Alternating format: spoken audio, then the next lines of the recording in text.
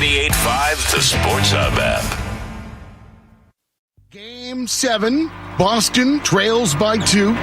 It's been a battle all night, and for many in this building, this feels like the end. But Leroy and Cerrone, they've been here before.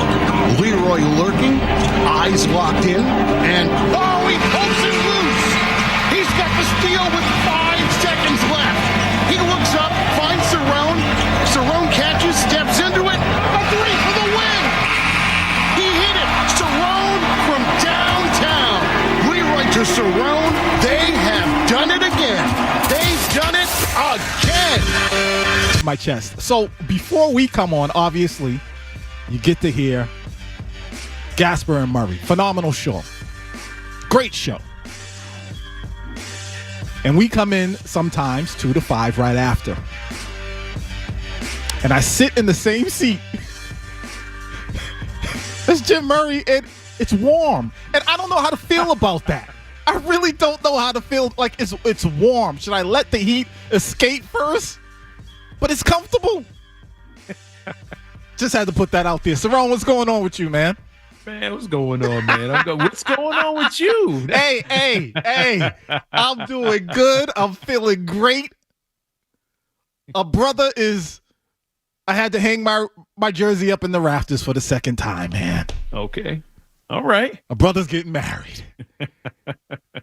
And there are people, listeners to 98.5 The Sports Hub, who have been following the whole situation of Leroy and Tina. And so, yes, I did get engaged this past Tuesday. It happened at the Encore at Mystique. Sky, big time. I want to be like you when I grow up. Oh, stop. It was a beautiful thing. It was so beautiful. It was all beautiful. I've done is go in there and lose money. I mean, that's not what I witnessed. I'm the one that's every time we go there, I lose money and you win. And you're sitting there playing like penny slots and walk out of there with like $300. Yes, I'm cheap. Yeah, I am cheap, but I mean, it is what it is. Anyways, on today's show, on the sports menu, we have Zion Williamson being perhaps the most disappointing athlete in the last quarter of a century. Jaylen Brown in a trade for Giannis. Alex Cora seems miserable. The Entertainment Report, your calls, and so much more. We're also on YouTube. Is that what I'm being told? We're on YouTube. I'm looking at you right now. Oh, so go check it out. I'm looking at you now. There we go. I love it. 617. There you go. The number is 617-779-0985. Before we move on to the show, you know what we got to do. We have to introduce the music theme of the day. Now, here's what it is. Hear me out.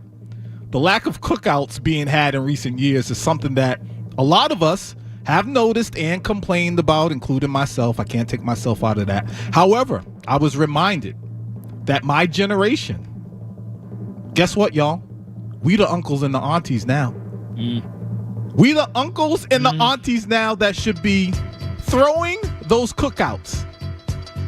So today's music is a trip back in time to help Generation X and millennials get it together so that we can throw those important community building, family and friend bonding summer cookouts. Cerrone, when I hear music like this, I can smell the Jerry curl, the cigarettes. I can taste drinking the teenies and, well, some people call them hugs. Yeah, but I can taste it. The off-brand soda. Man, those mosquito candles. Oh yes, sitting over there because they had home. It's like, yo, some of the best cookouts I ever went to was like in the project. Yep. Or at Franklin Park. In the parking lot. Went to Franklin Park and we'll get it in. Franklin Park, they're over there playing golf. You right there on the back nine, running around on the wall. Like, parks still exist. You just need space. I've been to so many get-togethers where people having a yard was a luxury. Everybody didn't have that. It was around the way. People would open up their trunk, play music. It didn't matter. But you got to be responsible for the get-together, and it's on us now. So we gonna put the word out there now. Go to the store, get your charcoal, and get busy. You know what time it is. Yeah, and you know what else? It's time to get into sports. Again, the number is 617-779-0985. Oh, boy. My. Not looking good around here. It sure isn't. Stefon Diggs, y'all. Most of you have seen the video, but for the people in the back who may have missed it, earlier this week, a video began to circulate showing Pat's wide receiver Stefon Diggs on a boat with his girlfriend, artist Cardi B, and a whole party of people having a good time. That's in quotation marks, a good time. However, at one point, the video shows Diggs surrounded by women calling him daddy. And then Diggs pulls out some pink substance, which allegedly is cocaine. Pat's coach, Mike Vrabel, said this. We want to make great decisions on and off the field, and we're hoping that with our time here on the field today, and that when we don't have a script and we're on the call-up periods, that we're making great decisions. And so the message will be the same for all our players, that we're trying to make great decisions, and any conversations that I've had with Stefon will remain between him and I and the club. My. And then Albert Breer said this. I sort of think all things are on the table, and I think it's really, to me at least, it's going to boil down to what Steph told Vrabel and how believable it was. The league's going to look into this, and they're going to hit a dead end because they're not going to be able to prove what was in the bag. Then it's up to the team to make a decision, and if the team wants to recoup any of the guaranteed money, they have to cut him right away, because you can't hold him on the roster for 2 weeks and then decide, okay, like, we're done with you then. But my guess would be the reason he wasn't at practice the other day might be because Mike told him to stay away. And maybe they're sorting through everything now. Wow. There are so many layers to this thing. We'll get into as many as we can, but I want to start by asking this, Cerrone. If you as a person, and to the fans out there, if you as a fan, are you truly outraged? Are you outraged enough by Diggs allegedly getting caught with some cocaine to the point where you want him off the team? Because if we're going to keep it a buck, we're going to keep it 1,000, man. Athletes have been using hard drugs for decades, and most of the time, like, no one really bats an eye. And that is sad, but it's true. Yeah. So are we really mad at Diggs just because we allegedly saw him distributing or partaking in drug use? Is it because we literally saw it? Man, probably. I think a lot of people are. A lot of people feel that way. It's because they saw it. I mean, I think a lot of people are disappointed that you are standing there in 4K in Dolby Vision doing this in front of a bunch of people, knowing that your profession calls for you to be clean all the time. Like, would you take, I don't know how much he's made over his career, how much his future earnings could be. Let's just say he's worth $50 million. Would you take $50 million in your career, and he's what, his early 30s, 20s, whatever he is, and throw it on a roulette wheel?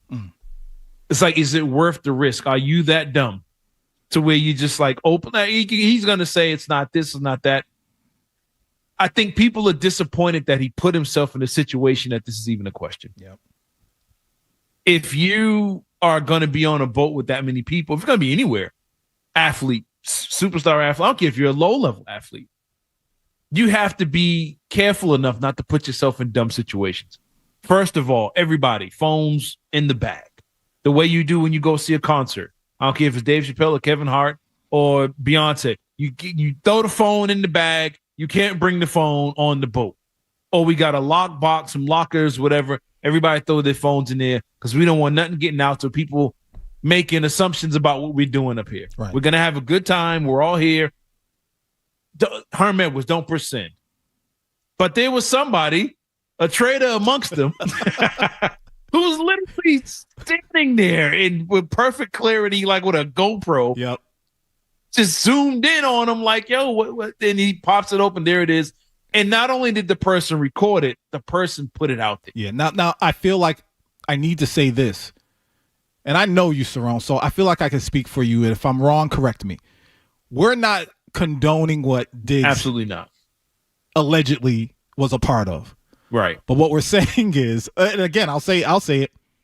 Let's not act like we don't know athletes can get into some really, really crazy stuff. Not just athletes, people with money. People with money. You get people with means and access. So he wasn't the only boat in that harbor that was getting it in that day. So I'm like, again, are we disturbed simply because drugs are involved, or are we disturbed because we actually saw it allegedly on video? I think that's it. I think we saw it. If that person didn't record that moment, that 30 seconds, we would not have thought anything about this. We wouldn't question Stefon Diggs. But what this does, I know we're about to break real quick. What this does, you had a lot of people who were down on Diggs, didn't want him because they felt he was a diva off the field, the way he carried himself, the Cardi B stuff and all this celebrity. You know how younger athletes are now. People felt he was a diva and not great off the field in the first place. So when this jumps on it, it's like, well, here we go. See, there it is. And I think the biggest thing is it puts Mike Vrabel in a bad spot as a new head coach of this team that's trying to turn things around. I think that's the biggest story. I'm glad you mentioned Vrabel because when Mike Vrabel walked through the door, a majority of fans were in agreement that it was a new day for the Patriots. Structure, you heard that a lot. Order was on the way. And the ability to build a successful program and culture was on the way too. If it comes out that Diggs does indeed dibble and dabble and the Pats keep him, would that be a major hit for the development of this new Patriot way? We'll talk about that next. You're listening to Leroy.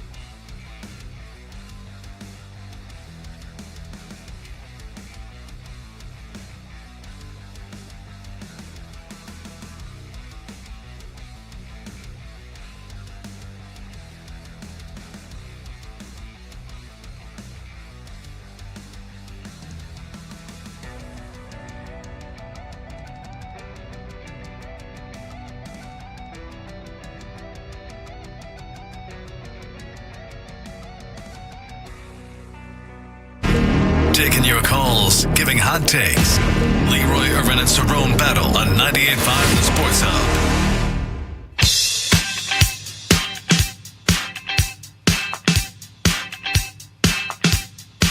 To Stefon Diggs. Cerrone, I guess I'll just put it out there straight like this. Can you build culture on a team that's needed it for some time? If the allegations about Diggs turns out to be true, turns out to be a fact, and the Patriots keep him, can you build culture around that? It's hard. It's hard because you're dealing with a young team. You know, his group in particular, you brought him in to be one of the leaders on offense, one of the veteran guys. And we had high hopes that these kids that they drafted last year and this year will learn under some of Pop Douglas, who was there the year before that. Mm-hmm. These guys would learn from Diggs, learn how to be professional, learn how to be, masters at their craft. We've seen the videos, also the other videos of him and his hard work this offseason coming back from the knee injury and all that stuff. You brought him in not just to be, dominant on the field, but to be a leader, amongst these other guys. And if your leader is the one, with the questionable, right, issues off the field, it's a hard sell. It's hard for Josh McDaniels. It's hard for all these new assistant coaches. It's hard for Mike Vrabel, who we mentioned. You're coming and you're trying to change the attitude. You're trying to change the tone. And it's hard on Kraft. He's up there and looking down like, oh, my God, you guys talk me into spending money. Get this guy, get that guy, no matter what they do off the field. Remember, that's so what? Spend the money. You spend the money, you bring the guy in, and Memorial Day weekend, you already got issues. You ain't even got the camp yet, and you already got stuff popping up. Do you want to set the tone? Like, the question is, I guess with me is, how do you do it? How do you discipline him and trying to show the other guys like, okay, you can still act up and, cut loose a little bit and we're still going to let you slide? Or do you send a message and say, this is a no nonsense program. We're trying to change things around. And, basically you got a bunch of guys staring at Mike Vrabel right now. Like, what you going to do, boss? What you going to do, man? This is how you going to handle this? Because it can go either way. Now, if you let him slide on this, and you got a long way to go for the season ends. You got between now and hopefully January, they make the playoffs, to where if something else happens, you can't now go to Javon Baker because he's lower on the list and say, oh, you're suspended 4 games. You know what I'm saying? Right. Like, you got to set a tone now that everybody, this is how we're going to do things. This is how we're going to handle it. This is no nonsense. And I know it's probably been said on the station 100 times. If Bill Belichick was still here, he would have been fired for that boat hit the dock. Him and Cardi B would have been done before they pulled that thing up the shore. Well, we know that. We do, but let's be clear again. It looks really, really bad, but we don't know for 100, a fact. It looks really bad. It looks bad, but in some cases, the optics is all it needs. That's all. Yeah. It's bad business. It's bad for business. I feel you, because I'm in my mind, I'm saying to myself, I don't know how anyone could take the Patriots serious if they don't do anything. Right. I mean, it may not hinder their ability to win on the field, but you can no longer preach the message of accountability if you do nothing. Yep. And it got me thinking. I was like, man, I know his talent is great and everything, but I was thinking about athletes who got cut almost instantly for, I guess, bad behavior or even criminal activity. Obviously, you got Aaron Hernandez. Mm-hmm. Who was, when he got arrested, remember, he got released within hours. They were like, all right, that's it. You're done. You're done. I know his charges were different, but yeah. Right. Ray totally Rice, different, but just, Ray Rice video. Again, something about seeing it really changes things for teams and for fans and just people in general. Oh, man. The NFL had a bad stretch of that. Where exactly. Guys, when social media really started picking up, you had the video was being shared. Yep. You mentioned Ray Rice. Remember, Kareem Hunt got into it with a lady in a hotel lobby. That's right. And they caught him on video. His perception was done for the rest. He's still playing in the league. He hung around, but the perception of Kareem Hunt changed. What's his Adrian Peterson? That's right. Oh yeah, that's right. He wasn't on video, but he went home and he started popping his kid. And that was it.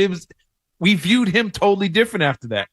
But yeah, I'm sorry. I knew you had the list there, but yeah, video changes everything. Once they see it, Pac-Man Jones, he got into it with somebody, with a waitress, something like that. Yeah. These things, once we see, even if it's bad or not bad, no matter how you see it, when there's a video of you, not just with a potential substance, but people even look at the partying, the rest of the video, and they're like, yo, there's nothing professional about this. Now I get it. Yeah, I don't mind the partying part. Yeah. He's just a dude partying the Memorial Day weekend. He's rehabbing, whatever.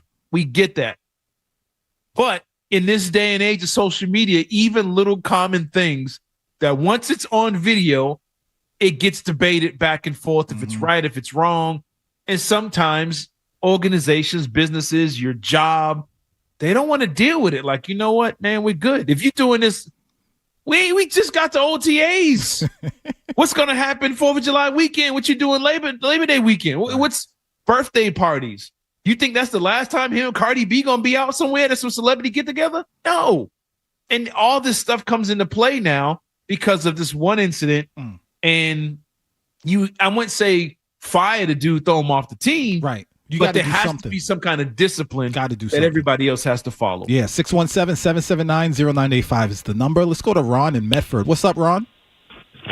Yeah, we can't be losing Steph Diggs. I mean, Kansas City's got Taylor Swift. We just trumped him with Cardi B. I mean, we're already winning. We're already ahead of the game. Appreciate it, man. Let's go to Hugh. Let's see. He's in Easton. Hopefully I got that right. Hugh? Yeah. What do you think about Cerrone Diggs? Is he staying in New England? Everybody wants to know because we want to make the Super Bowl this year. You know, I like what Hugh said because it's real. I'm not saying I agree with it, but a lot of the back and forth, the decision-making, how we feel about things concerning Stefon Diggs is based upon, is he going to help the team win or not? Yeah, period. That's all we care about now. That's all people care about. It's funny how things have changed. Go back 10 years. We didn't worry about the wins and losses. I was about discipline and being the Patriots, the Patriot way, and we don't do this. We don't tolerate that. We're a different organization. This is not just from the ownership. This is from the fans, nationally, locally, fans, media. They just different. They don't play that. They're no nonsense. Now it's like, we don't care. We got, we had a pound, 18 pounds or whatever on the boat with him. It don't matter. You could have had 12 sticks of dynamite. As long as the team wins games is all that matters. We need this guy to win. And the conversation immediately went to, well, how's he going to help Drake May? Yep. It's like, well, what about the he's not the face of your franchise, but he's going to be one of your stars.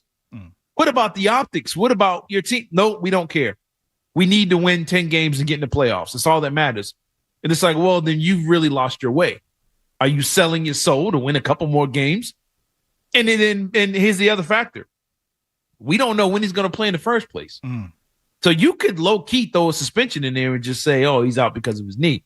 But you can't just let stuff slide because you're trying to help Drake May win a few games, a game or two extra, and not something as bad as he could potentially be having a substance. Now, think about this. What if we didn't see anything and then he comes up dirty? The NFL, breaking news, Adam Schefter, Stefon Diggs suspended 8 games because he tested positive for a banned substance. And then we find out later that it was on video and the team did nothing about it and they knew. Oh, yeah.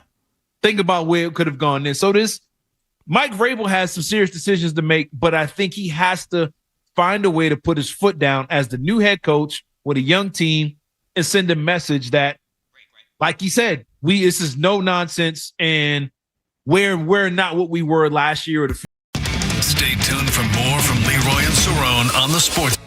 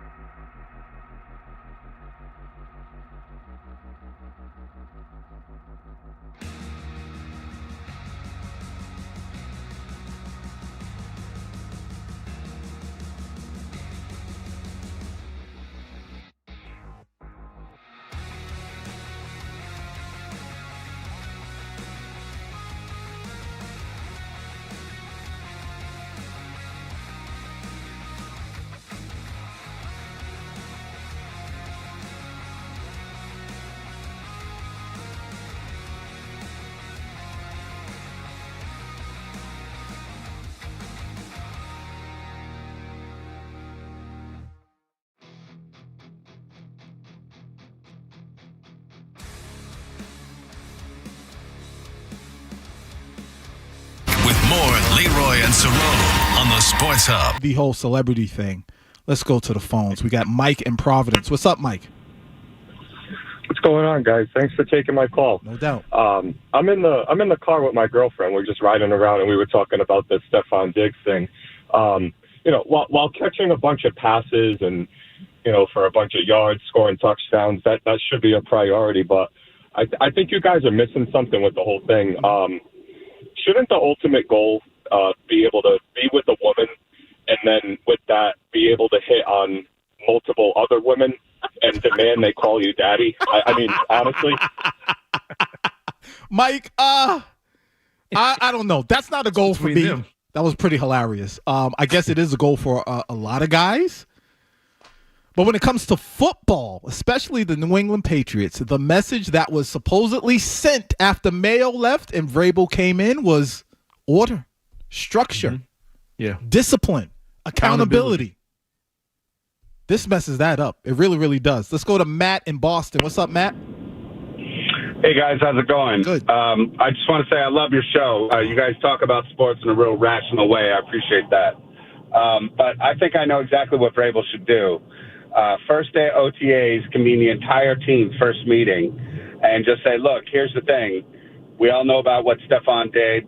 I've spoken to him, and he just used up the one mulligan the team gets all year. So the next person that steps out of line, you're gone, including him. That's it. So you can talk to him about using up your opportunity to make a mistake. That's on him. You deal with that. And then if Vrabel wanted to go one step even further, he could then announce that in the media to hold himself accountable. That way, that whole culture thing goes loud and clear, Appreciate it, Matt. I kind of like that. I like that. I still think he needs to – I still think a suspension of Diggs would help too. And again, I feel weird talking about it like this because it's not like he's going to court or anything like that, but he's not, I guess, guilty of anything yet. We have no – Well, it's about the league. Yeah. The league, what the league going to do. That's true. There's your court right there. The league. If the league gets in and starts investigating this thing and starts digging, you don't want them to look into this and uncover something else. You know what I'm saying? Right. Like, we don't need them digging into nothing. Digging into his background. Now you got Shot, and I love this dude. I love his work. Now you got Pablo Torre getting information on the boat. Who rented the boat? Who was on the boat? Then you find out some dude on the wanted list was on the boat. You don't want none of this. Yeah. It's a distraction to your team. You know what I'm saying? We're not talking about Drake May and OTAs. We're not talking about the defense making plays, picking off Drake May, whoever it may be. We're not talking about the young guys fighting for roster spots, position battles, running back situations. We're not talking about. We ain't talked about Will Campbell and his arm length yet at OTAs. Is he holding up? Right. Where the focus now has been shifted to Stefon Diggs on the party boat with Cardi B and a bunch of other people. And the question is not about, is he able to party? It's not about none of that. It's, was he wise enough to put himself in a situation where he puts a negative light on him and being a New England Patriot and his employer? That's what he did. It's basically like you go on the Memorial Day party down in Miami, South Beach on a boat, and you acting a complete fool with a 98.5 sweatshirt on. Right. And it's all on camera. It's all on camera. And then you open in your hand, hey, ladies, they call you daddy and stuff. You can party, but you can't do it representing the company. And as an NFL player, professional athlete, you are always representing the league, that shield, and your team. And it's a bad look. And I agree with what the caller said. Matter of fact, I'd have Stefon Diggs stand up there and say it. You get up there and apologize to your teammates and let them know, look, man, we can't have no more mistakes. My bad. I blew it. Everybody's going to be watching us. We got to be tight with everything we do, and end it with, let's go out here and show out, play hard. So all this stuff is in the past and it never comes up again.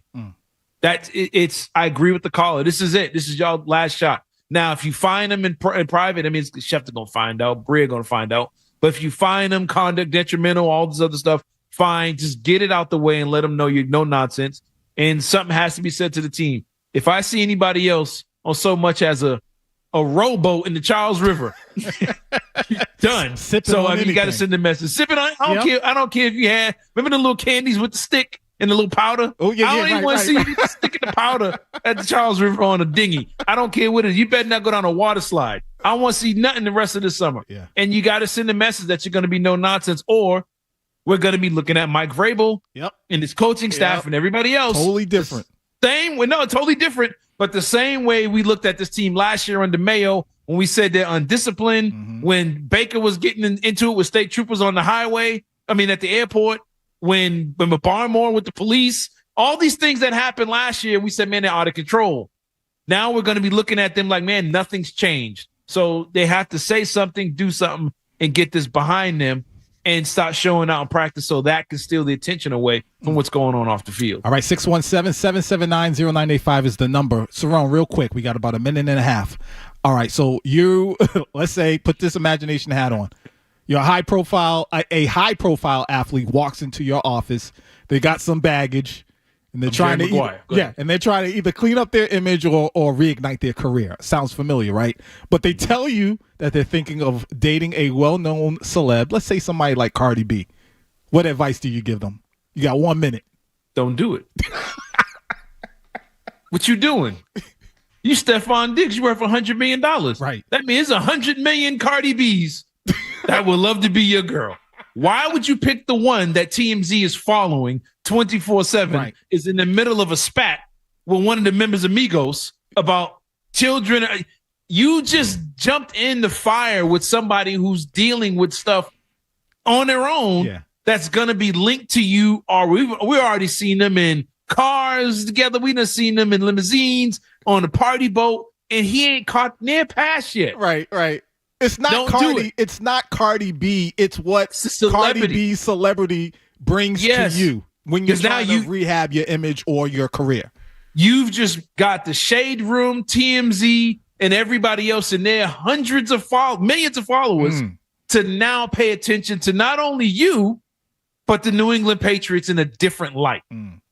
No, don't do it. I don't care who it is. Don't do it. And you better do like Derek Jeter the way they did on the low. You didn't even know 2 years later who he was messing with. Right. That's the way I think you got to do it. You got to handle it. Think about it. Tom Brady was winning Super Bowls. We talked about him and Giselle over and over again. Over and over again, yep. Is it distracting him? Look at his hair. Look at him dancing in Brazil. Don't do it. And that's Tom Brady, who is the greatest of all time. But, you ain't on that level. So, no, don't do it. Don't do it. All right, the phone calls are still coming in for Stefon Diggs. So can we go backwards just a little bit, Cerrone? In your opinion, what would drive a team to gamble on talent, even when the red flags are waving in plain sight for the world to see? We'll discuss that next, plus your phone calls. I'm Leroy Irvin, he's Cerrone Battle. We the uncles and aunties now. That's what the music theme is today. Turn it up, George. More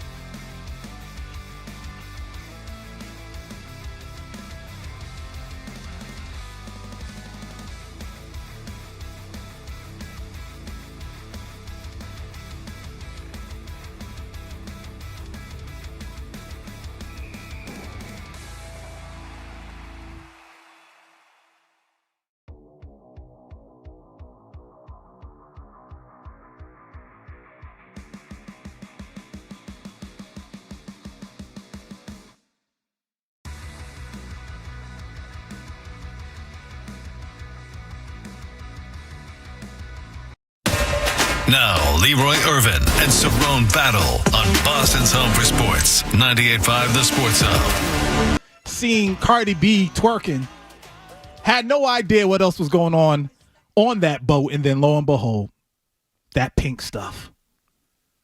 Yeah, the stories that she mad about him fighting with the other ladies on the boat. I know. Yeah, Which y'all, you should, both of them.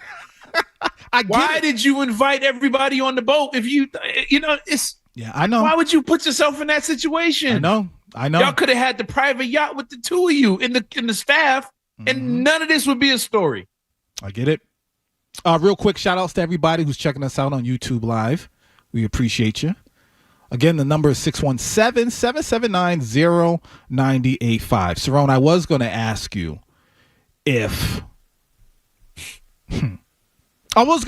what drives teams to gamble on talent when publicly there's known red flags, but I think we all know the answer, and it's winning. Winning. And we've kind of heard that with people call it in. All they really care about is winning. I guess the better question is, do standards and integrity still matter in sports, and did they ever? That's a good question. I mean, it's weird. Some of the teams you say, yes, that absolutely matter. Oh, the way that frame, Patriots are one of them. Oh, yeah, that mattered. And then when you sit back and step away and you look at all the players they brought through over the last 20 years during their great run, and there's a whole bag of red flags. A whole bushel of them, as they say down these parts. It's some do it for winning. Mm-hmm. I think some owners and some teams do it for popularity. I think they do it because it sells tickets. It keeps you on TV. It gets your jersey sold. It's like, you can't tell me these teams are picking up Odell Beckham all these times the last few years, thinking he's gonna help them win the Super Bowl. Right? He ain't done nothing since that catch. He got that one catch in the nice hairstyle that everybody copied. That's really a good-looking guy, but it's really it. But you do it because it fills up them last little section of empty seats. We're gonna fill those with Odell Beckham fans. Some teams, we need depth. Let's get Odell. Whatever. Not saying he's a red flag. I'm just saying it's an example of just getting a guy just to get a guy to sell tickets. But Terrell Owens, all these years, all the talent, we can fix. We can get him right. He's not going to act that way with us. You know what I'm saying? There's a lot of that. Randy Moss was a giant red flag before he came to the Patriots, and people even questioned if he was good enough. And then he comes here and he's basically a saint and dominated on the field. And in other sports, you see it all the time. You see it in the NBA. You see it in baseball. Albert Bells and those type guys. Like, you just knew they were trouble, but it's like, are they going to be – can they help us win, though? Or can they help us sell jerseys? Is he popular? And I don't know what drives guys to do it, but for the fans who say, I'll never do this, I'll never do that, start looking at things from the perspective of, you're the owner. It's your team. Are you bold enough to fill your team with a bunch of saints and think you're going to win, sell out arenas, and be competitive? That's a hard thing to do, especially in the NFL when you got 50 guys you got to count on. It's not just coaches too. There's some coaches that are out there that are known knuckleheads, and people still do it because they think, he's gonna get right with us. But it's it sounds like relationships. Yes, it is. The world is very simple. It's Cardi B. It's like, you just saw what she went through, Stefon. I used to feel that. It's like, man, this dude over here done ran through the whole block, and somehow the lady still chase it. They just feel he's not going to do that with me. He's not going to be that way with me. Yeah, I mean, it's human nature, and it's.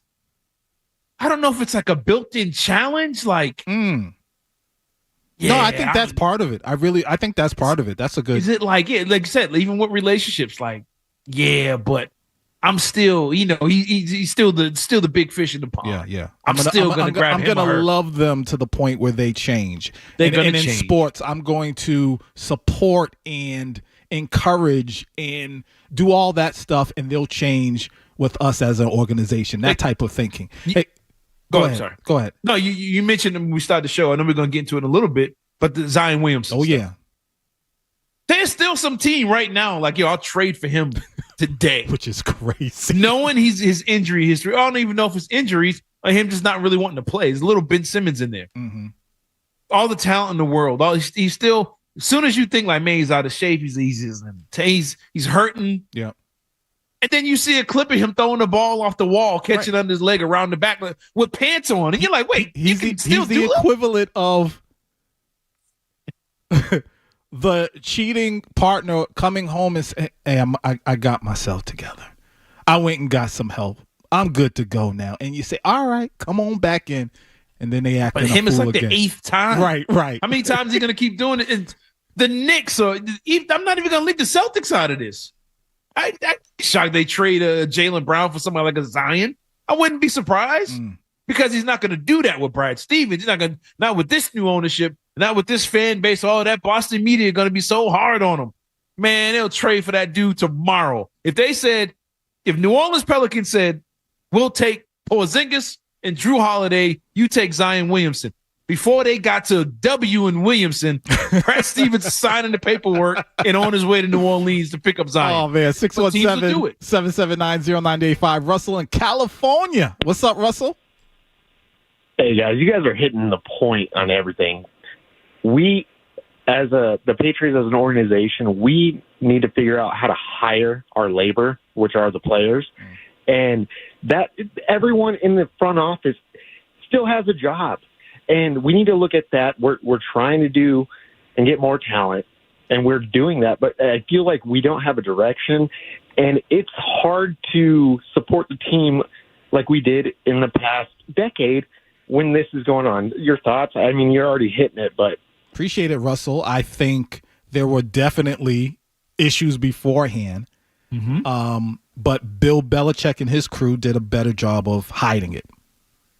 Yeah, and you got to give Vrabel a break. Like, he's just starting. He ain't established right the circle of trust of the my rules. I mean, he had his meetings and stuff like that.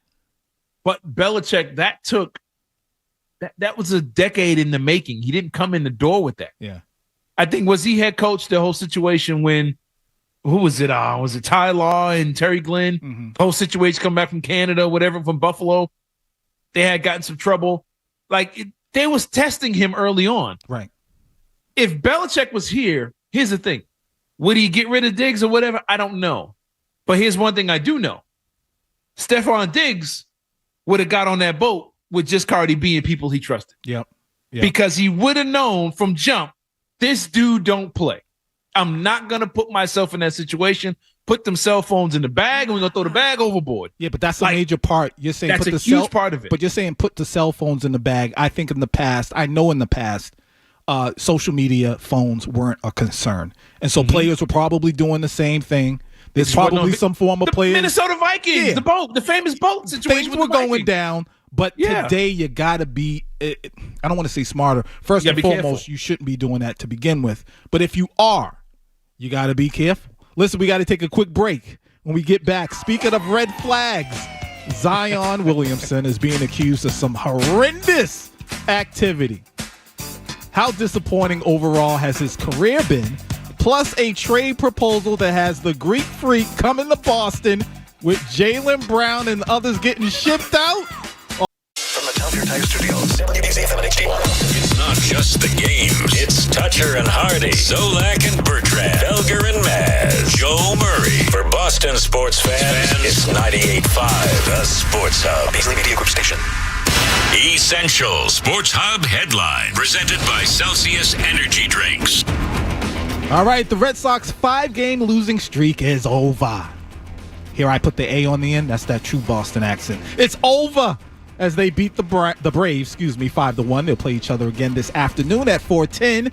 In the NBA, Pelican superstar Zion Williamson has been accused of rape and domestic violence in a civil lawsuit filed in L.A.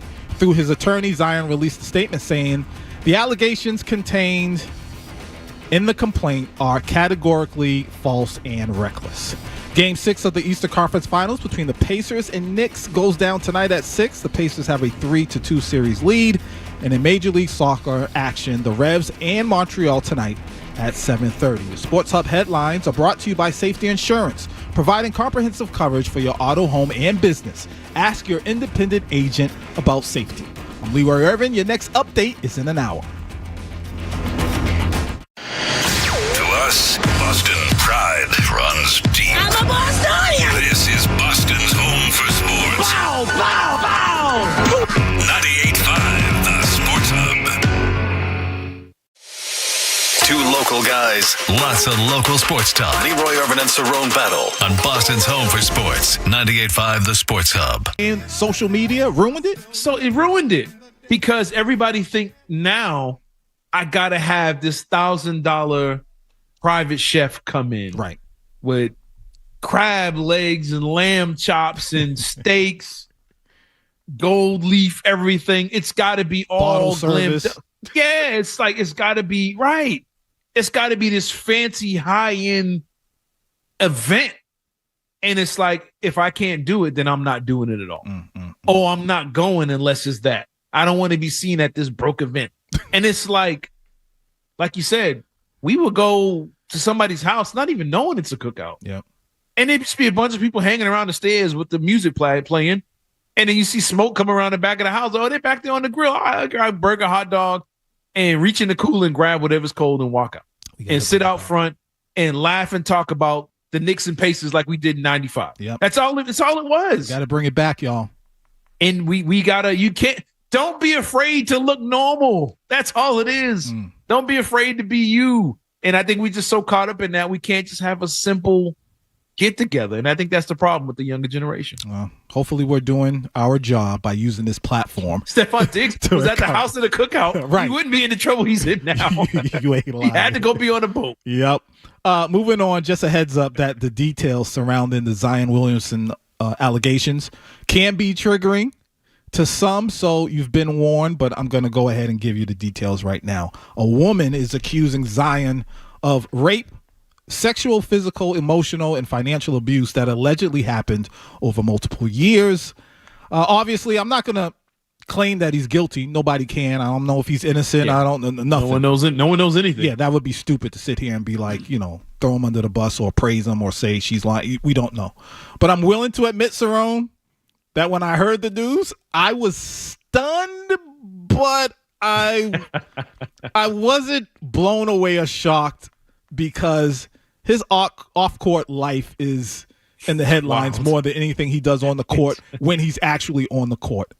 Cerrone, where does Zion rank on the list of the most talented yet disappointing athletes of the last 25 years? Oh, man.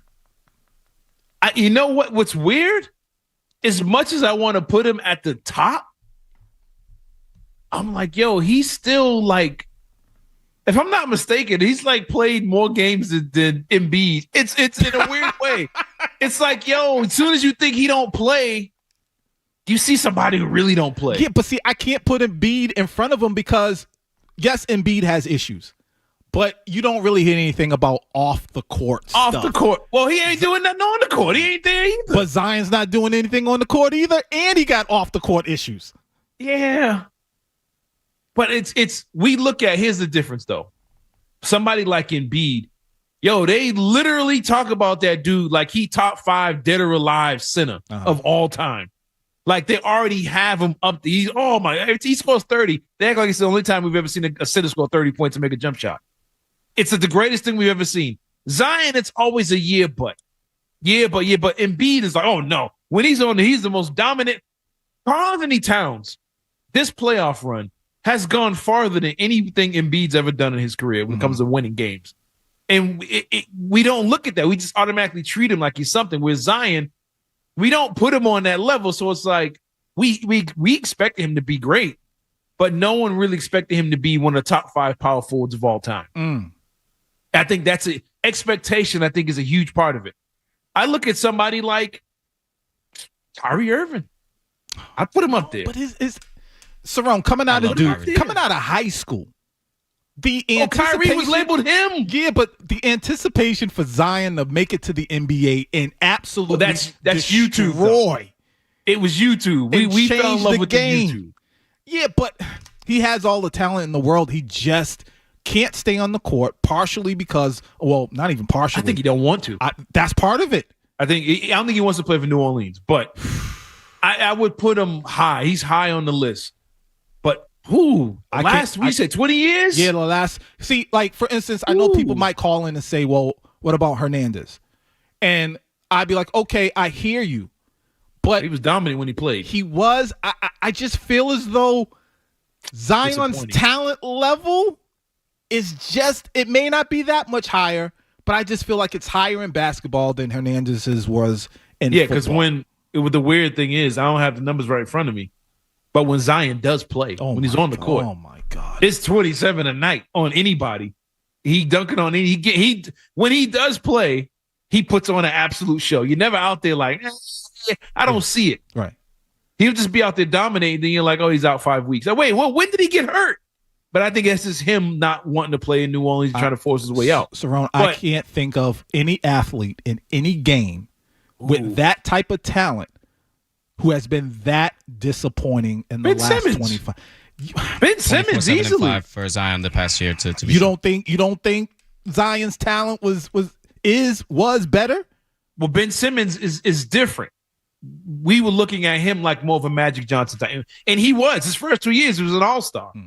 Ben Simmons was a walking triple-double all-star, just unbelievable to watch. I was one of the biggest fans of Ben Simmons.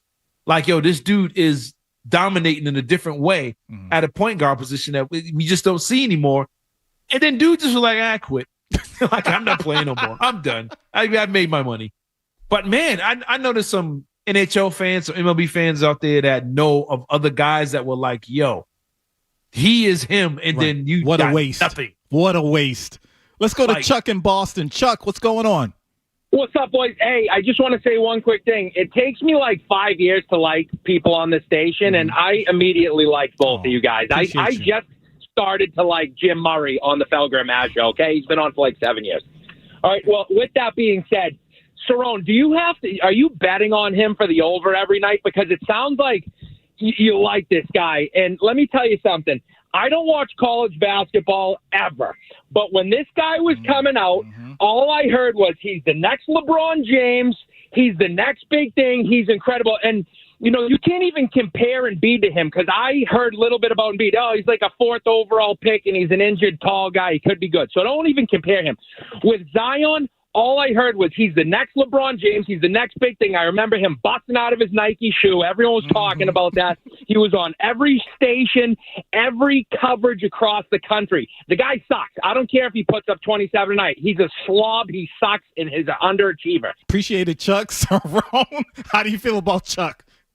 I take him over Embiid right now. Still. Stop. Right now, easily. With all the stuff going on off the court, you got to consider that, Cerrone. I wasn't thinking about the case. I'm sorry about the case. You have to. And forget I got to add the case in. But as far as a player, I'm not even hesitating. Doing crazy stuff and dealing with adult porn stars. And like he's a wild dude. He's a wild guy, man. He's a wild dude. But I've seen wilder. I've seen worse. But the case throws everything off of me with him, with Zion. I can't defend that. If he is guilty of that or is anywhere close to that, you can't defend that type of stuff. As far as the athlete, the on the court, even with the injuries or fake injuries, but I think they are, I'm taking him over Embiid 10 times a week. Wow. And as a Celtic fan, I would buy a Zion jersey tomorrow if they traded for Zion Williamson. Because I think he's just sitting out because he's trying to force away at New Orleans, and they don't want to let him go. Yeah, but see, I don't respect that. If you're there, put in the work, do your job. And I know that's old school. But if I was working at Amazon Fulfillment Center, I'd be trying to get out of there too. Why would I stay? And they won't let me quit? Oh, yeah. And he's hurting his own stock. Because, is he? Yes, to me he is. With everything that's going on, and I can't just exclude what's going on off the court. The stuff that's going on off the court is hurting his money too. And it's like, dude, get it together. Yeah, my man Chuck called in and said he was supposed to be the next LeBron. Yo, I'm not saying he was going to be Jordan, but I thought. Oh, he was going to be the face of the NBA. Yeah, I thought the excitement, the must-watch NBA game, because that guy is playing, I thought it was going to be Zion. I really believed it. Because I was watching Duke, and most of us can't stand Duke. But when they were playing, you were locked in because you didn't know what he was going to do. And I was looking forward to that in the NBA. And nothing. I wouldn't say nothing. When Nothing. He plays, he balls. He still got the ball. You talking about highlights and must-see TV. He still is. He's the only problem. He's only plays half a season. Most of the guys don't play half a season now. But anyway, I'm still taking him over Joel Embiid.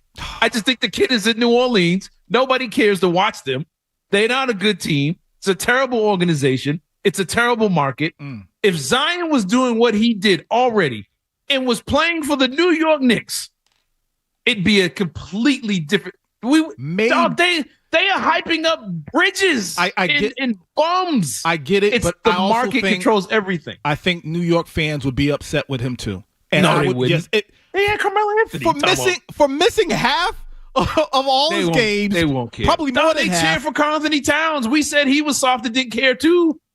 All of a sudden he gets out of Minnesota. It's like, oh, he's a warrior. You even got Felton to talk about he likes him. Yeah, but he's there, and you don't have the off the court issues like he got it. He's dealing with his off the court stuff too. With Not like this. Girls. Not like this. No, not this. I'm tough. This case is different. This Forget the case. Different. Even Zion's he's a mess. Hold on for a second. Let's go to Scott in Norwood. Scott. Hey, how are you? Good. Good. Great listening to you guys. I got a guy. Basically injured. Yeah. But he was taking over Kevin Durant, Greg Oden. And for the fact that people actually thought he would be that good, he looks older than Robert Parrish at the time. That's true, Scott. I can't put Greg Oden on the list. See, when injuries, unless he's sitting at home putting a mallet to his own knees, it's not his fault.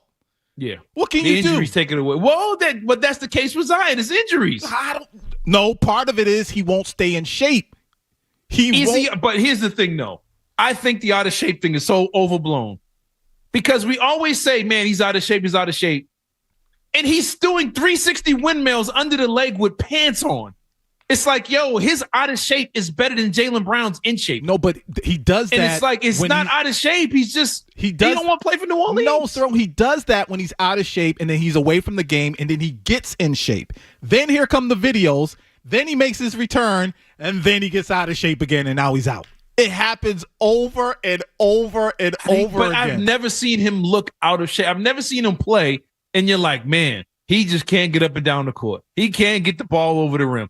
Porzingis looks out of shape, as thin as he is. That's out of shape. I don't. Then they cover it. Well, he's got an illness or whatever. He looks like a dude that's tired. Yeah, he's worn out. But I see Zion. It's like, yo, he's the fastest dude on the court. He's getting all the offensive rebounds. He's jumping 45 inches off the floor, and they're like, oh, look at his shoulders, though. I don't care. He's 4 feet off the ground. He's down. I'm watching this man slow cook Jokic, Embiid, Rudy Gobert, all these 7-footers in the paint, and it's both hands. And it's like, next thing you know, he's always got an issue with the head coach, out 2 months. And it's like, that part I don't like. But as far as the game, the talent, that stuff is all there. I think he just needs to get out of that market. But to your point, it's disappointing because he hasn't played all these games. He can't play 80 games. No one plays 80 games anymore. But all these things, and then you throw this new allegation on top of it. It's a really, really bad look. Bad. But I think this might be his way of getting out of New Orleans. But somebody, like we talked about in the previous segment, they are going to be owners that say, I want that guy. Right. And then, I'm sorry, one last one. One guy that I think is, not up to expectations. This might sting a little bit. People aren't going to agree with me. Luka Doncic. Oh, okay. Luka. Okay. Dan's out of shape and can't live up to expectations. I think he's on the list. I still think Zion's higher, though. He's on the list. Don't get me wrong. But they treat Luka like he Larry Bird already. We treat Luka like he done won 8 championships already. We treat him like he Jokic. And it's mostly one and done. Play half the season and go limping out. We'll debate that on even the other with LeBron side. James. 617-779-0985. People are calling in about Stefon Diggs, the Celtics, Zion. Feel free to call in about whatever you want. We are with it. Plus, when we get back, we got to talk about the Celtics off season. I'm hearing Giannis. You're listening to Leroy and Cerrone.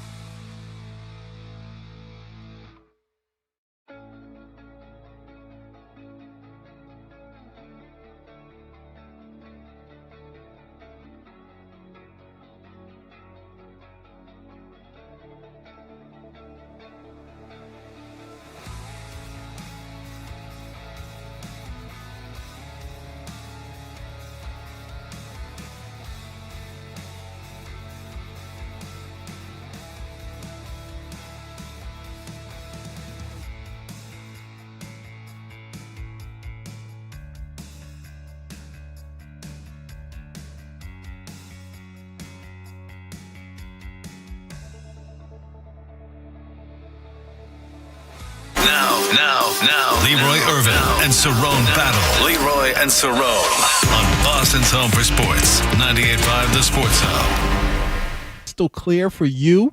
Yeah, I just thought of something. What's that? Man, these kids can't cook. That's the problem. Saying making noodles all day. Ordering DoorDash every day. They don't know how to fire up no grill. You know what? We laughing, but that might be the truth. Yo, like, think about it. How many young ladies under 40 years old know how to make a potato salad? Some sweet potatoes. Yeah. Can get grill up some corn. I don't think I've ever seen my sons cook anything but noodles. And they need to throw that. Let me shut up because all that salt. 2-pack. Right. Noodles and popcorn ain't cooking. Taste with a Red Bull. Unbelievable. Like, yo, the uncles back in the day, they would grab some ribs. It'd be all kinds of animals on that grill. And there was some vegetables, corn, salad, you name it. Rabbit. They knew how to cook and provide like that. They just knew how to get down. Oh, we got to get back to it. To it. Younger generation, they just can't cook. And they got YouTube right there to tell them. It's like, get some pizza from DoorDash. 617-779-0985. We got to get into my son Jordan just hit me up, said, "Oh, really?" Yes, Jordan. And happy birthday to you, Jordan. And thank you for listening. Happy birthday, Jordan. Almost a grown man. You better learn how to cook something more than some noodles. Kids walk around all thin. With hot sauce on it. Anyways, people are calling up about any and everything that we've been talking about. So before we move on to the Celtics, let me just get some of these callers out the way. Brendan in a car wants to talk about Stefon Diggs. What's up, Brendan? Hey, guys. To me, it's not clear as to what the Patriots' options are here. I mean, I'm with you guys. It feels like you're implying that you don't need this kind of noise on the team. Having said that, I think there's two thoughts I've always had over the NFL, and that one, it's a league full of, not full of choir boys. There's going to be a lot of problems. So if you go ahead and just start firing Diggs this week, now you're creating a dangerous precedent that on 5 other issues that come up over the next 2 years, you automatically have to get rid of them. So that's point one. And point two, I'm curious what outs the Patriots have in their contract, though, to get out of this thing and get their guaranteed money back without him suing the league and suing the team and things like that. So appreciate it, Brendan. I think he has you bring up a great point, and we kind of touched on it, Cerrone. This is something that's going on not just in the NFL, but throughout sports. Society. Yeah. You probably got more messed up people than choir boys and girls. Especially when you're talking about millionaires, young millionaires in their 20s. This is why I do not envy Vrabel. I don't envy the Crafts because it's a difficult situation. But they gotta, I'm not saying that they have to get rid of them, but they have to send a message. What that message is, it's got to be something about accountability. It's got to be something about, integrity, standards. And that doesn't necessarily mean that Stefon Diggs is out the door, but a message does need to be sent. And to the caller's point, I think a couple things he said. I think in one of Mike Vrabel's press conferences early on, didn't he say something like, we're not going to have a team of good guys? Like you can't win with a team full of just good guys or something like that. Something along those lines. And to answer the caller's question about what are the Patriots, their outs and before the union and all that stuff, I think Breer mentioned in the clip we played earlier that if they're going to do something, they have to do it quick. But stuff was out there, but coaches didn't worry about that because they knew it wasn't going to get out. Now, being a professional coach or manager of a baseball team, it's more of managing people. It's not even X's and O's anymore. It's managing people, attitudes, and personalities, and all the other stuff that comes with it. Guys walk around now with camera crews because they doing something for a podcast or whatever it is. These are the different things you have to manage, and Vrabel's in a tough spot. So like the caller said, if you're strict on him, then anything that happens after that, you got to put it on everybody else. So it's a bad spot to be in. I don't know how you handle it. I don't know if you wait for the league to handle it, that way it's off your shoulders. But you have to show some kind of some kind of toughness or a backbone here. Like, you know what? We're not going to tolerate this type of behavior. Yep, I know it's just a pool party, or a party on a boat, whatever it was. But guys, you have to be professional here. Season has officially started. We're not playing games, but we're in practice. We're doing this. We need your mindset on football. I know you want to get out, get loose, whatever, but be careful how you do things and how you're portrayed out there, because it's a bad look that we don't want to deal with. We don't want to have to make tough decisions when it comes to our team and your career. Yep. Stuff back in the day, because there wasn't social media, there weren't cameras everywhere. Coaches didn't have to deal with it. Well, they did, but they could do it behind the scenes and in quiet. Now it's like, well, it's out there. Now we got to deal with it in public. It's out there in the public. Now we got to deal with it in public. That's true. Let's take one more caller before we go to break. Darren in Connecticut. He wants to talk about the most disappointing player within the last 25 years. Darren. Hey guys, great show. I don't know how your thoughts are on comparing sports, but what are your thoughts on Wander Franco in that situation as a failure of an athlete? Stay on the phone, because he played for the Rays, right? Yeah, the shortstop, Dominican Republic, all that stuff. Arrested for he's starting trial soon. That guy. Yeah, you see, he's on the list, but I still have Zion higher because of Zion's talent and his expectations. Yeah. That's where I have him. Listen, we got to take a quick break. I promise when we get back. We'll get back to that. Stay tuned for more from Leroy and Cerrone.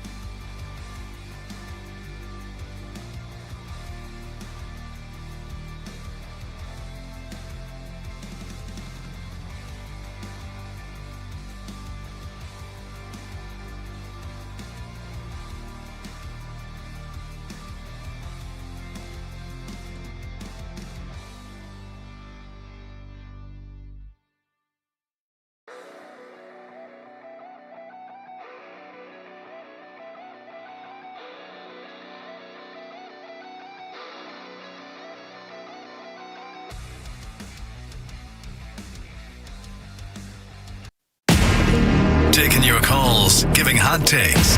Leroy Irvin and Cerrone battle on 98.5 The Sports Hub. I don't know where he would go in the East that is close. Well, Boston. is that real? Wendy, is that real? Like, I had KD in Boston in my head too. Like, but I don't think that's real. If you're thinking about, I mean, depending upon the time gap with Jason Tatum, if you have a lot of contracts to move off of, I mean, if you're trying to blow it up and reset. There are people in this city in New York that would like Giannis also. That's one. What are so look, you opened the door. What are the teams we should have an eye on in the Eastern Conference if that is part of his thinking? Well, again, I think you have to look at the teams that could make a trade for Giannis that the Bucks would accept, and on the other side of the trade would have a contending team. So, see, I don't know if Boston would be on that list. I agree. Boston would be on the list. Yeah. Boston may be the only one. It's 9-5 The Sports Hub. I'm Leroy Irvin. He's Cerrone Battle. And of course, the number is 617-779-0985. Oh boy, oh boy, oh boy, oh boy. Celtics fans, buckle up. As a matter of fact, I see some of the Celtics fans are already calling in. Long summer for the Celtics. There's a lot on their chest, and they want to get it off their chest. Now, for the record, I'm going to put this out there. I love music. I really, really do. I love the history of it, too. One of the greatest songs Cerrone ever recorded, in my opinion, is A Change Gonna Come by Sam Cooke. Now, don't get me wrong. I know the meaning of that song is extremely deep. Yeah. But when I think of the Celtics offseason, to a lesser degree, of course, I think of that song. A change is going to come. And one of those changes could be Giannis Antetokounmpo, the Greek freak, to the Celtics in exchange for Jaylen Brown for Giannis. And I think I said something along the lines like I trade KP, the Revolution, in you're messed up in Fenway Park for Giannis. Look, I'm not the biggest. I would never put Giannis ahead of the Hakeem Olajuwons, Dave Robinson. I think those guys are just so skilled. You know, Shaq, Tim Duncan. In today's NBA, the only thing I wouldn't trade in the city of Boston for him is Jason Tatum. That's out of all the teams in Boston. I'd trade them all. Especially a season you might not have Jason Tatum. But you're going to have a guy that could possibly win MVP on the team and keep it rolling until Jason Tatum comes back. Giannis and Jason Tatum on the same team would run the Eastern Conference for the next 5 or 6 years. Easy. Your only concern would be an injury. Easily. We knew when Jaylen Brown signed his $300 million deal that he wasn't going to be here the whole time. We knew the day he signed, it was like, all right, so where we trading him to? Like, you knew then. If you could come out of that with a back-to-back MVP in Giannis, a 7-footer who going to give you 30 and 14 a night. Yes. I know Jaylen Brown does amazing things for the community. Yes, he does. Outstanding. But one of the most community activists that you've seen in the city in a long time. I will trade him for Giannis. Why is that even a debate? Well, I would trade him for even Kevin Durant at the stage. I trade him for that. Here's why it's a debate. Here's why. And I could be wrong. And Celtics fans, you can call in and tell us how you feel. 617-779-0985. I think most don't want Giannis because they don't respect his style of play.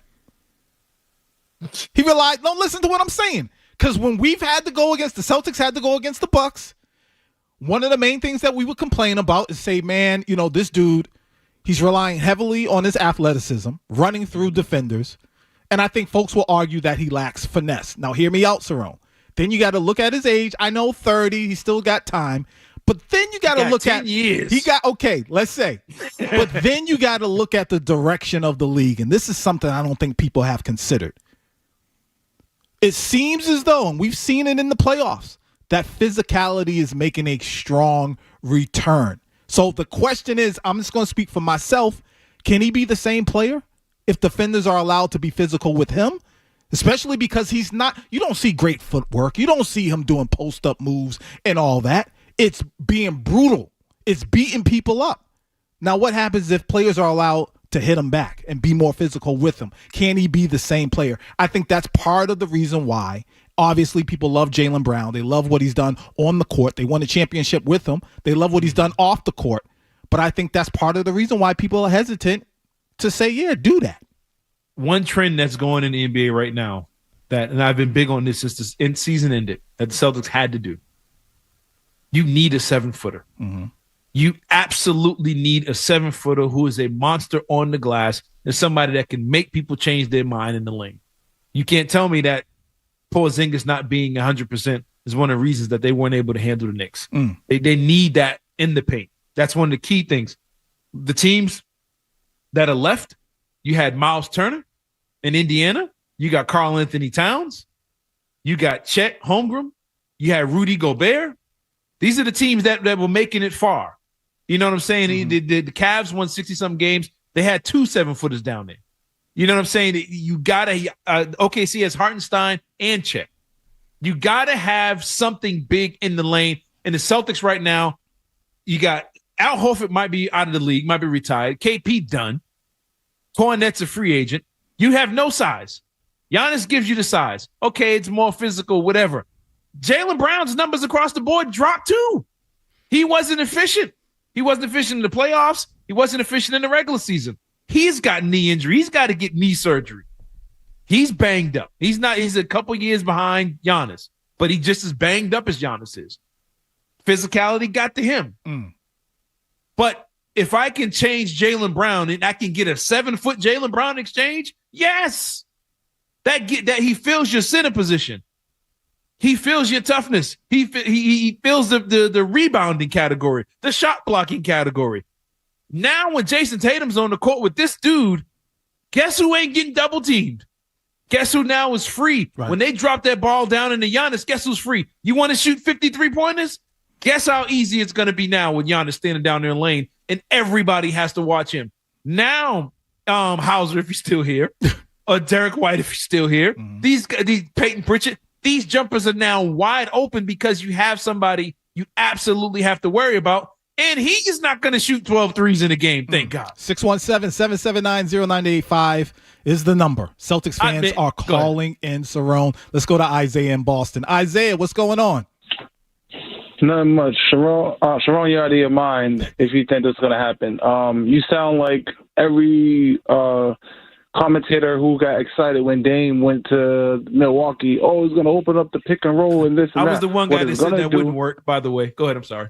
Yeah, but like I said, it's going to screw up Jason Tatum and Giannis. That combination is not going to work. If you notice, they've both been finishing in the top 10 and MVP every year. I just don't see it happening. I don't know what Jaylen Brown has to do for the city, for anything. Like, he won the championship. I don't know what he got to do to keep his name out of trade talks or trade considerations. Is like, whatever he do, he's not appreciated. Appreciate it, Isaiah. We're up against it. Listen, Celtics fans. I would love to get into that. Okay. I can tell you why. Cerrone, write that down so we don't forget. I'll tell you why. I'll tell you why his name's a trade talk. When we get back, more of your Celtics calls, plus more Leroy Irvin and Cerrone.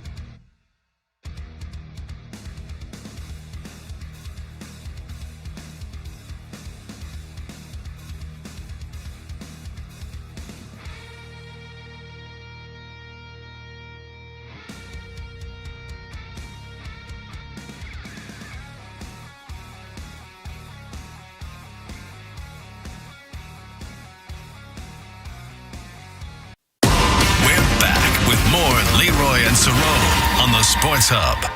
Worried about, he said, what does Jaylen Brown got to do to keep his name out of trade talks? Be a top 5 player. The end. Those are the only guys. But yeah, we just saw Luka Doncic traded. He top 5. Oh, that's true, man. Great point. How many teams LeBron James have played on? Cleveland, Miami, back to Cleveland, back to L.A., and now we're wondering if he's going to finish in L.A. About to opt out again. Yeah, right. I mean, this is what happened. The question is, why is Jaylen Brown's name mentioned in trade talks? Why is Giannis's name's about to be mentioned in trade talks? He's 2-time MVP. So he can get traded, but Jaylen Brown can't? You know what? I can't even argue with you on that one. Jaylen Brown, he's a 22-point a game. 22-point a game. There's dozens of those now. And he got a career low for three-point percentage. He shoots about 45, 46%, 70% from the foul line. We love him around here. Around the NBA, he's a tier 3 guy. Tier 3 guys get traded all the time. He's a tier 3 guy that has the highest salary in NBA history. That's a part of it. The reason his name is being mentioned is because he messes up your books. But because of the way the NBA structure set up, they had to pay him the $300 million. Jimmy Butler, playoff Jimmy. Incredible playoff resume. How many different teams Jimmy Butler done played with? Chicago, Minnesota, Miami, and now he's over in Golden State. Klay Thompson done been traded. Draymond should have been traded 6-7 times over. I don't know why no one wants him. That's why he's stuck over there. Karl Anthony Towns was an NBA, all-NBA player, all-star. He got traded. Jalen Brunson got traded. He was playing with Luka in Dallas. He got traded. Jason Tatum is literally like him and Jokic and Steph are the only stars that haven't moved. Jaylen Brown is not above that. He's not above that. And some people, you talk about players looking for respect. Jason Tatum's still getting dragged. He at home hurt. Colin Cowherd was dogging him all week. Sure was. Ticked me off. 617 ain't even playing. 779-0985 is the number. We have a special guest in the building, but before I introduce him, let's go to the phones. Bob in Belmont. What's up, Bob? Yeah, Cerrone, you're a breath of fresh air. Put me in the camp of trading Jaylen Brown. And Leroy, if he's sincere, and I think he is, and he's got a social conscience, even if he gets traded, Brown can still make his contributions to the community. Right. Appreciate it, Bob. Thanks. Let's go to Hassan in Nashua. Hassan.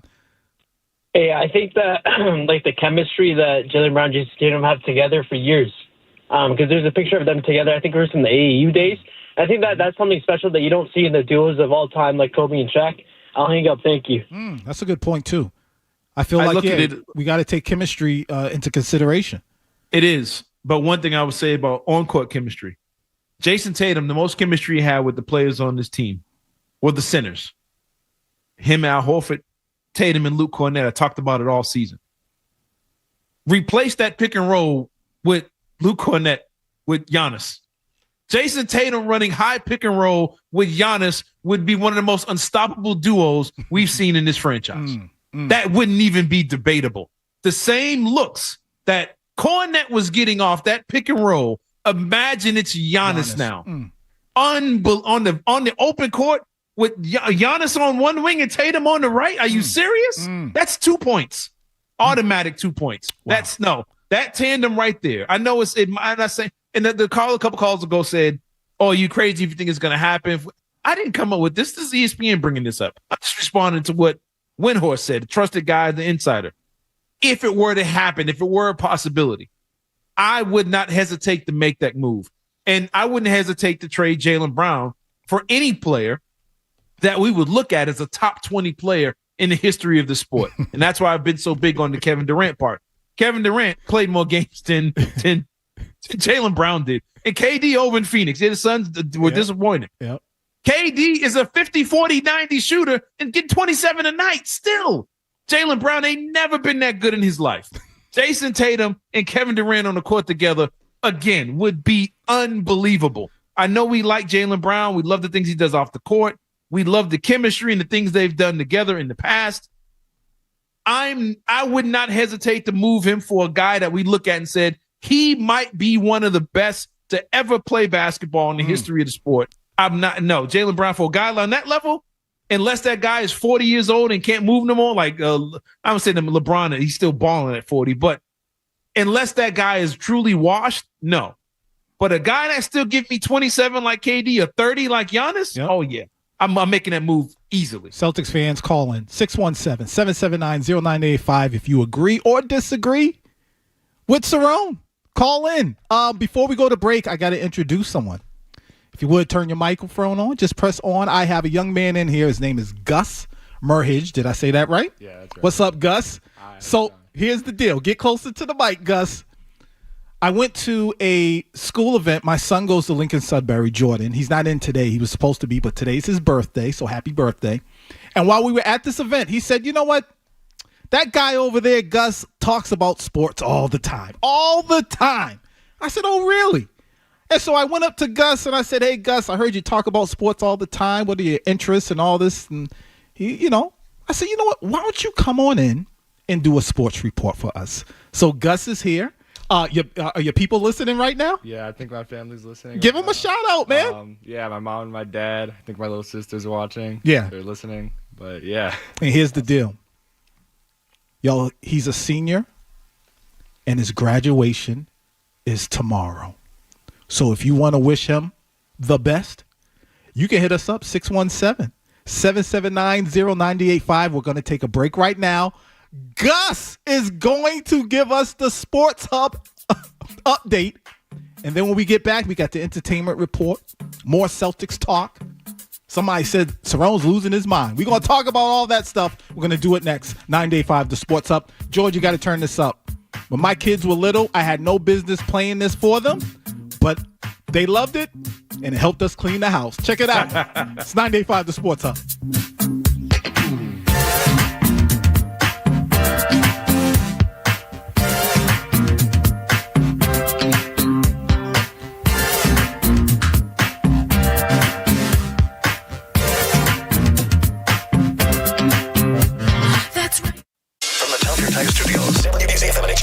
It's not just the games. It's Toucher and Hardy, Zolak and Bertrand, Felger and Maz, Joe Murray. For Boston sports fans, it's 98.5, the Sports Hub. Beasley Media Group Station. Sports Hub headlines, presented by Celsius Energy Drinks. All right, coming up on the sports report, Knicks Game 6 is tonight. They won Game 5 yesterday or 2 days ago. Can they keep it going? The New England Revolution play tonight. Zion Williamson facing some accusations. Yankees-Dodgers World Series rematch started last night. Had it going strong, but the Yankees collapsed in the 6th inning. In the first inning, both Aaron Judge and Shohei Ohtani hit home runs. First time that reigning MVPs hit a home run in the same inning ever. The Red Sox won last night, and they'll play again today. Yeah. And that's what's up. Gus, I can't stop smiling. That's what I'm talking about. Your Sports Hub headlines. I can't stop smiling. It's brought to you by Catches Law. At Catches, they specialize in helping those who have been injured not only from one-time incident, but from a lifetime of hard work and labor. Does this sound like you? Visit catcheslaw.com. I'm Leroy Irvin. He's Gus, and he's the stuff. We'll be right back. It's 98.5, the Sports Hub. Listen to it, laugh at it, get mad at it, agree with it, argue about it. It is Boston Sports. Boston Sports. And it is all we do. 98.5, the Sports Hub. Now, Leroy Irvin and Cerrone battle on Boston's Home for Sports. 98.5, the Sports Hub.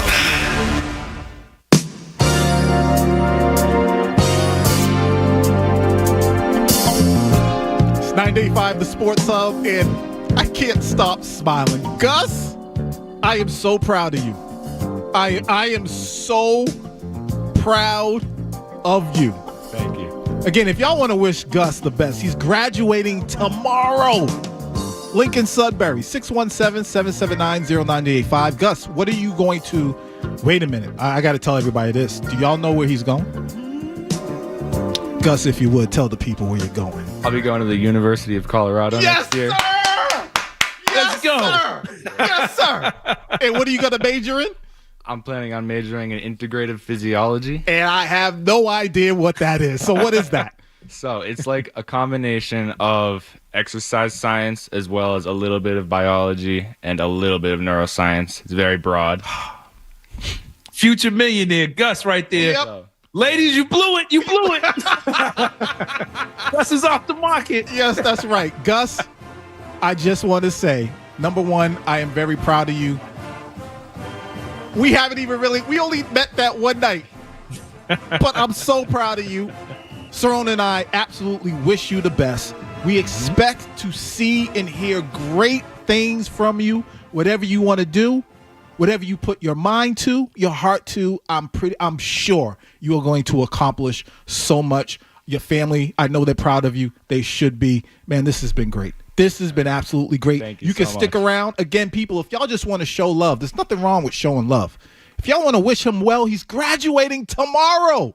617-779-0985. Now, people are still calling in about the Celtics, but before we do that, let's get the entertainment report.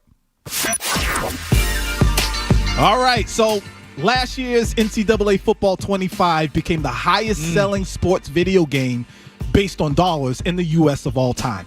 And we now know who will be on the cover of the new game. The cover athletes for EA Sports College Football 26, the standard edition, are Alabama wide receiver Ryan Williams and Ohio State wide receiver Jeremiah Smith. Advanced access starts July 7th. Cerrone, your kids, my kids, you and I, friends, family, are we doing a league again like we did last year? If you want some, come get it. All right, here it is. I'm ready. I'm buying the hard copy this year. That's my new thing with gaming now. I'm gonna stop buying the hard copy because I want to actually own these games so they don't disappear and all that stuff. So I hear you. I'm going NCAA day one. I'm gonna be there. I'll be playing. And if you want to get in that league, you know what time it is. There it is. Moving on, Mission Impossible. The Final Reckoning is in theaters. Fantastic. I saw it last week, Cerrone. I just heard you, so you must have saw it too. I'm giving it an 8 out of 10. It was almost 3 hours long, but it didn't feel like it. I had to stop myself from grinding my teeth due to sitting on the edge of my seat. It's a true movie theater experience. Go check it out. Cerrone, what are your thoughts? I think the submarine scene is one of the great suspense scenes I've ever seen. Oh, my goodness. That was, and you got to see it in the movie theater or have a good home theater system at home so you can hear all the stuff around you. That was fantastic. And there's a plane scene that's just as white knuckle as anything you've ever seen. That movie was really entertaining. And I think I'll be going again with the kids. Unbelievable. And to wrap things up, we mentioned the Zion Williamson allegations during the Sports Hub headlines. Gus did it too. Oh, shout outs to Gus. But there's more to the story as adult star, influencer, model Mariah Mills is allegedly thinking about hitting Zion with a lawsuit too. Oh, come on. She offered her thoughts and prayers to Zion's latest accuser and also said that she hopes Zion changes his ways because his job, family, and legacy is on the line. She ain't lying about that, Cerrone. But she been trying to get that back from him since he was at Duke. That's true. And that's your entertainment report. Oh, man, good stuff. Let's go back to the phones. We were talking about the Celtics, but before so wait. So people are saying I'm crazy because I would get rid of Jaylen Brown. Yeah. For future first ballot Hall of Famers, Giannis Antetokounmpo. Oh, yeah. Kevin Durant. Yeah. MVPs. They're saying you out your mind. That's what they're saying.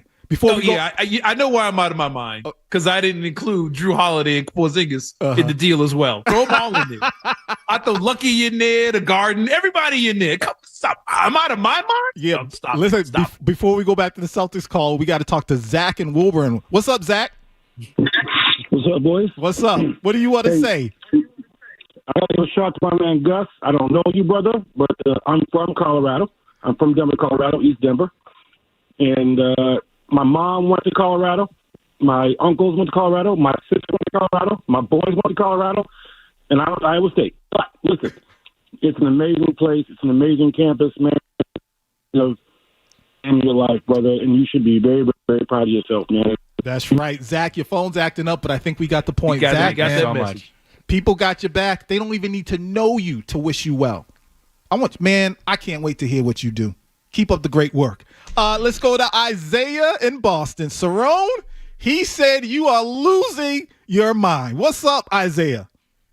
Hey, I've been hearing this whole pick and roll with Tatum and Giannis. We heard this thing with Dame and Giannis. Would that get them exit out of the playoffs? And then you say JB is not a top 10 player and stuff like that. Okay, he's not a top 10 player, but he's a number 2 who's sacrificed, who's won the Eastern Conference in the NBA Finals championship as a number 2, not a top 10 player. Appreciate it, Isaiah. Cerrone, your response. He's Chris Middleton. That is what he is. He's Boston's Chris Middleton. Well, Chris Middleton was a great number 2. The Bucks were winning the championship. They won the championship. Giannis has a championship. And Giannis is not a number 2. He's an alpha number 1. He's probably a top 5 player in the league. The man has won back-to-back MVPs. And the only reason he hasn't won more is there's a guy named Jokic out there in Denver. Out there, going to be out there with Gus in Colorado. Yeah. Out there with Jokic. 2 people out there doing big things. Hey, Cerrone, they still calling in, coming for you. Let them call in. There's nothing you can tell me that Jaylen Brown is on the level of Giannis. That's beyond insanity. Stop it. Nick in Medfield. What's up, Nick? Hi. I want to say I agree a lot with what Isaiah just said. You talked a lot about Jaylen Brown being a tier 3 player, but I don't understand how our finals MVP is a tier 3 player. I'd really love to know what you mean by that and why you were putting so much disrespect on Jaylen Brown's name. All right, Cerrone, if you can, explain to us what a tier 3 player means to you and why is Jaylen Brown on that list? Easy, because he's a tier 3 player. he's not a top level player. He's an all-star. He has to fight to be listed as an all-star. He was all NBA, once? I mean, come. And it's not disrespecting Jaylen Brown. Y'all are disrespecting Giannis. Giannis is one of the great players of this generation. And I'm not, look, I've criticized Giannis up and down because of his style of play. And I think he gets away with it because of the way the NBA is played today. Jaylen Brown is not on the level of Giannis Antetokounmpo. There's people who feel Jason Tatum ain't on the level of Giannis Antetokounmpo when it comes to matchups and how things are played out. This man is a first team. He's all NBA, one of the great players in the league, one of the great players in the history of the sport. He's won a championship. He's won MVPs, plural. He got more MVPs than Jaylen Brown got all NBAs. That's the difference. It's not that I'm knocking Jaylen Brown. I'm not putting Jimmy Butler on the level of Giannis. I'm not putting Chris Middleton. I'm not putting Dame. You're saying, well, how come the Dame thing didn't work? The same reason I said it wouldn't work when they made the deal. Dame, for his whole career, was a shoot-first, shoot-only guy that played by himself in Portland. And you're going to bring him in and put him in a situation where he has to actually play with somebody else. You know who has experience playing with other great players? Jason Tatum. Yeah, I hear you. He walked in the NBA with Kyrie Irvin and Gordon Hayward. He's sharing it with Jaylen Brown. Then you told him you got to share it with Drew Holiday and Kemba Walker, who was an all-star before he got here. You got to share it with Al Horford, who was an all-star before he got here. You got to share it with Porzingis. And he managed to do it with all of them. And if this dude can get to the conference finals with Daniel Tice as his center, I can only imagine what it would look like if he had Giannis playing center as opposed to a broken down Porzingis, Al Horford in his late 30s, or the guys that he's had his early point in his career. It's a different situation than what Dame had in Milwaukee. Dame is in a complete different situation and was thrown into something. And the reports were he didn't even want to be in Milwaukee. And then his girl, all kinds of nonsense. He didn't want to be in Milwaukee. Put Giannis in a major market like this with Jason Tatum. You don't just get Tatum in Giannis. Everybody's going to want to be a part of this. I'll come there. I'll take a pay cut. I'll be a part. No one's taking a pay cut to come play with Jaylen Brown. No disrespect. But it's different when you got 2 guys that can be MVP caliber players. And the last thing point I'll make about this, you make this move if it's ever presented. You better do it before the Knicks do it or the Cavs or one of these other teams that you're battling to win a championship. Because if they make the move and you say, well, we didn't do it because we got Jaylen Brown, you're going to get cooked every single year. For a good team, imagine if Giannis was in Indiana right now. Would you have a chance at winning the Eastern Conference over the next 5 years? No shot in the world. Let's go to Max and Needham. What's up, Max? Hey, how's it going? I mean, I just can't even believe this take. Jaylen Brown for Kevin Durant. No disrespect to Kevin Durant, one of the greatest players of all time. Giannis too. I mean, but what are we even talking about? I mean, that's just ridiculous. Jaylen Brown is 28 years old. What is Kevin Durant? I mean, he's almost 40. He's 37. Give me a break. All right, Max. We got Mike in Randolph. He's still better than Jaylen Brown at 37. Not even close. No debate. Mike in Randolph, what's up? What's up, fellas? Great show. First, Cerrone, I'm on your side, but I want to say something. One of the most disrespectful things you ever said, you just compared Jaylen Brown to Chris Middleton. Chris Middleton never made an All-NBA team, never was an Eastern Conference Finals MVP, an NBA Finals MVP. But that being said, I'm on your side, right? If last year, 12 months ago at this time, we're having this conversation, you'd be like, no, you're not going to break up Tatum and Brown, right? But fast forward a year, you've now seen Brown in 2 of the last 3 seasons in the playoffs and close out games where they really need him. He looks like a baby deer dribbling the ball, and the turnovers are back again. I understand the age thing with Giannis. They're 3 years apart, but the reason why I'm really intrigued about it, if you bring Giannis here, Missoula ball takes the hold, okay? They're not shooting 53s a game. We actually may start getting back to a regular offense and then actually have open threes instead of just jacking threes. And also, if you were able to do that, you still have the assets of Drew or maybe Porzingis with draft picks to get other pieces to fit around them. And, whatever. Next year's going to be a wash, but then the following year, watch out. That's why I'm really intrigued by it. Appreciate it, Mike. Cerrone, real quick, 20 seconds if you can respond. Here's the thing. You get Giannis this year ain't a wash. It's not a wash. You got your Tatum replacement right there. You got a guy that's giving you 30 and 12 as a 7-footer. And at the Carlos point, they're not shooting 53s anymore. Guess who took the most 2-point shots in the NBA this year? Giannis. Guess who shot over 60% on those 2-point shots? Giannis. It's simple. You go from a guy. Isolate him saying Giannis. Giannis. It's you go from a guy that shoots in the mid 40s when he's on to a guy that on an average night is making 60% of his shots, and those shots are all coming in the paint. I mean, what do we fast break points? Giannis, he's doing everything. And I understand the Bucks, or same thing with Kevin Durant. Well, look at those teams. Look at Phoenix. Look at those rosters. If Kevin Durant was playing with the roster the Celtics have now, oh my God. What do we KD at 37 years old. He is still a 27-point per game guy that's a 50, 40, 90 shooter at 7 feet tall. What are we talking about? Jaylen Brown is never on that level. 0985 is the number. You done struck a nerve, Cerrone, and I'm loving it. Keep the calls coming. Do that in 2K with Jaylen Brown. Before we go, let's go to Matt in Abington. Matt, what do you want to say? Yo, Gus, congratulations on your graduation. Congrats, my man. But I got to ask, why are you going to Colorado? Those headlines were electric. You would be valedictorian at the Connecticut School of Broadcasting in like 3 weeks. Hey, there you go. All I know, Gus, is that people are showing you love. Again, if you're just tuning in, we have Gus Merhage, right? I said it right. Merhage. He is graduating tomorrow. He's a friend of my son's. And he's graduating tomorrow from Lincoln Sudbury and going to Colorado. He did the sports report today, people. If you missed it, you missed it. But if you want to show him love, send them off right.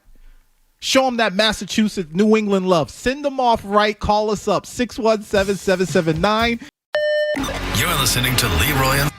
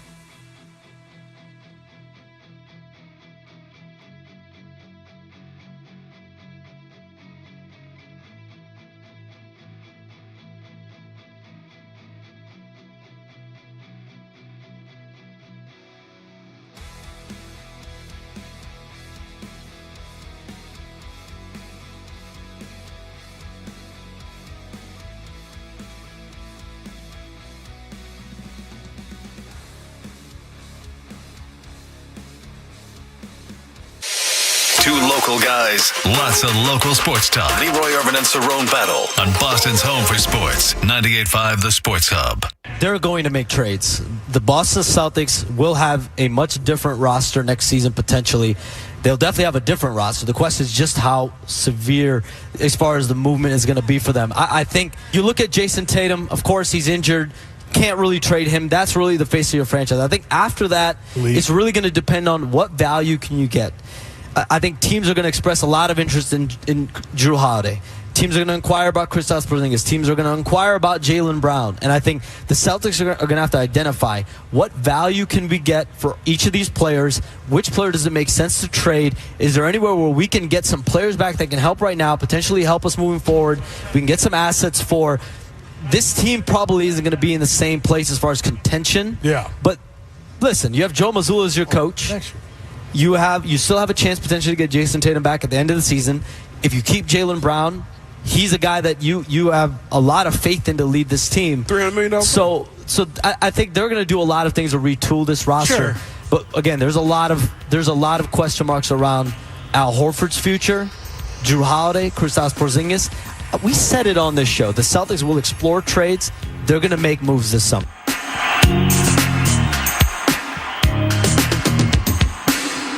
All right, we are back. 98.5 The Sports Hub.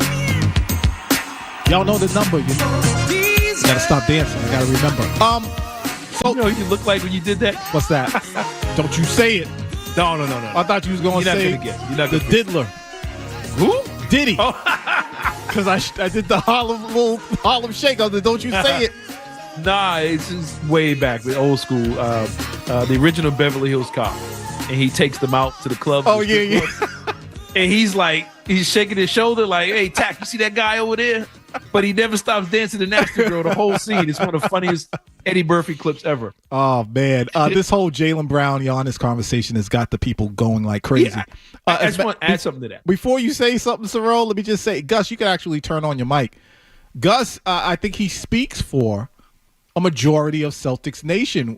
Gus, what did you say off air? You said, how can you get rid of Jaylen Brown? He's the Finals MVP. They've got the formula. They know that this roster can win an NBA championship. Why do you need to blow it up? There's no reason to do that. Gus, you going places, man. You going places. Cerrone, before you give your take, let's go to Jake in L.A. Jake, what's going on? What's up, guys? I just want to say, Gus, congrats on graduating, even though it wasn't from Severian. Congrats and enjoy the next 4 years. Another thing, I forget, how are people forgetting that everyone after Jaylen Brown won Finals MVP were outraged because it should have been Tatum? I feel like people forget about that Jason Tatum clearly outplayed Jaylen Brown, but was still robbed. But I completely agree. I think Giannis on this team would be great. And again, I think the only way Jaylen Brown would have been untouchable is if he had led this team to the finals and we're having a different conversation with them against OKC. Appreciate it, Jake. Wow. Cerrone, your response. You're right. He didn't play better than Jason Tatum in that playoff. It was just he hit a couple of shots here and there, and it was you let the Colin Cowherds just rot your brain. He didn't outplay Jason Tatum in the Eastern Conference. The call before a few calls. Well, Jaylen Brown was the Eastern Conference MVP. Jason Tatum in the Eastern Conference Finals averaged 36 and 11. The same thing Shai Gilgeous-Alexander did. I saw that circulating online, that's too. One of the greatest playoff performances I've ever seen. Jason Tatum did the same thing, and it was like, yeah, but Jaylen Brown. It's like, no, he was allowed to do that because Jason Tatum was on the floor with him. Same thing in the finals. Tatum in the closeout against Dallas. What do you have, like a 30-point triple-double? And it was like, yeah, Jaylen Brown MVP. It's like, okay, but Jaylen Brown's not the first second-tier, third-tier guy to win a Finals MVP. JoJo White was Finals MVP. Cedric Maxwell won Finals MVP over Larry Bird. He was gone right after that. Yeah, he was. They moved on, and guess what? They won another championship. They won a couple more. George said Iguodala. Andre Iguodala. That's where I was going to go with it. Iguodala won it. Joe Dumars won it over Isaiah Thomas. Kawhi Leonard, he won his first Finals MVP. He was a role player. I came out of nowhere playing with Duncan Manu and Tony Parker. Tony Parker was Final MVP one time. Secondary guys win Finals MVP all the time. It's about certain moments and certain situations It could be one game or one shot that'll get a guy a Finals MVP. Iguodala's defense on LeBron, and LeBron scored 35 a game, and they still gave it Iguodala for his defense. Steph's over there with 40. Like, wait, what just happened here? And you have situations where guys get Finals MVP because of their name, but they get outplayed by the secondary guy. Case in point, Kyrie Irvin over LeBron James. Kyrie Irvin scored 43 times in that series and hit the game-winning shot to beat the Warriors. And it was like, oh, yeah, but LeBron's magic, his aura, whatever that means. But Jaylen Brown is a good player. He's spectacular for the city. He's what the city needs. But when it comes to basketball and on the floor, he is not on the tier of Giannis or even a Kevin Durant. Not even close. But a realistic trade that I had put out there a while ago, one that I would like to see happen. If you're going to move Brown, I think a realistic one and one I kind of would like to see. And I know now if y'all don't want Giannis, you ain't going to want the guy I'm about to mention. It's like, well, anything less than the top three players sucks. Who you got? I was Sabonis in Sacramento. Oh, okay. Sabonis, age, got it. Best rebounder in the NBA, check. High field goal percentage, check. Center, fills that box, check. Sabonis is one of the great young players in the NBA right now, and he gives them everything they need. He can stretch the floor. He's going to rebound. You see what he did against the Celtics. Wait, so are you saying a trade for him that would include Jaylen Brown? Or you? Yeah, if you're going to make a move for Brown, don't just give me pieces in return. Give me something. And unlike Jaylen Brown this year, he got all NBA votes. You know there was 20 players that got all NBA votes, and Jaylen Brown wasn't one of them? 20 guys. There's 20 guys in the league that got a vote, one vote. Jaylen Brown wasn't one of them this year. 617-779-0985. Let's take one more call before we go to break. Doug in Oak Square. What's up, Doug? Hey, how you doing? So real quick, are you guys, as far as trading Jaylen Brown, is this because of the whole talk that Giannis might be available and because it's that caliber of a player? That's what. Or are you looking to trade him anyways? Good question. I think looking to trade Brown. Yeah, are you looking to trade Brown anyways? Period, or is it just because of because I think that would be crazy. Personally, I think a player like Giannis, I could see it and comprehend it, but that would be you have to get that level of player, in my opinion. And real quick, just wanted to say, so you guys know somebody who's graduating from Lincoln Sudbury tomorrow? Yes, Gus, who is right here to my left. All right. Well, he is graduating with my niece, Kaya, who will be singing. She was singing the national anthem. Wow! So look at this. Yeah. Her name is Kaya Kumar, and she was the lead in their high school play of Mamma Mia. She's got a beautiful voice. Mamma Mia. Okay, that's what's up. Thank you, Doug. Right, we got to take a quick break.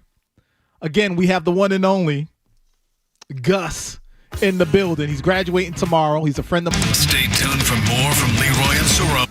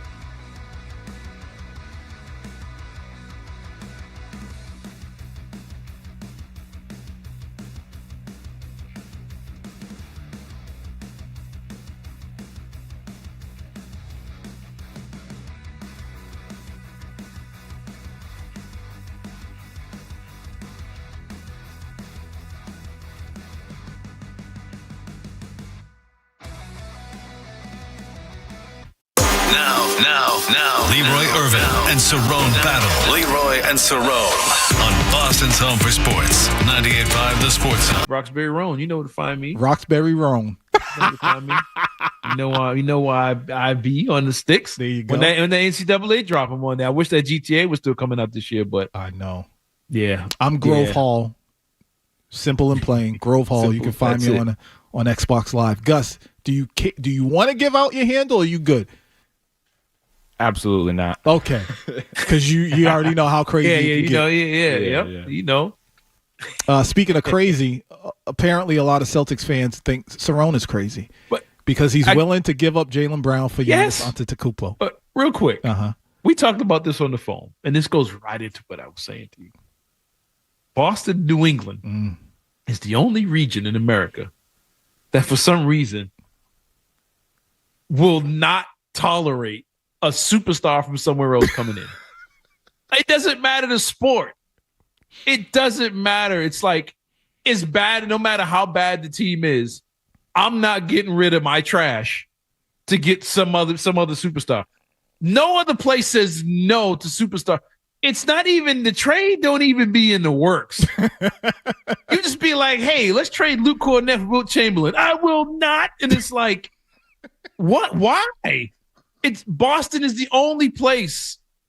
Gotta be New England, not just Boston, the whole region, where it's like, yo, Red Sox are interested in Shohei Ohtani. He's a gambler. I don't want him. It's like, we should pay Mookie Betts. Yeah, is he worth it? The same people that are telling me not to trade Giannis for Jaylen Brown were the same ones like, don't you pay Jaylen Brown $300 million. The same people. It's like, yo, why do we guard the players that are on the team, no matter how bad the team is, and like put a wall up to players on the outside that can be mentioned in trades or free agency, and it's like that guy is just not good enough. It's out of control passion. That's what I think it is. We're so passionate that these athletes to us are like family members. Yeah. And it's like, no, that even though we know they gotta go. That's my brother.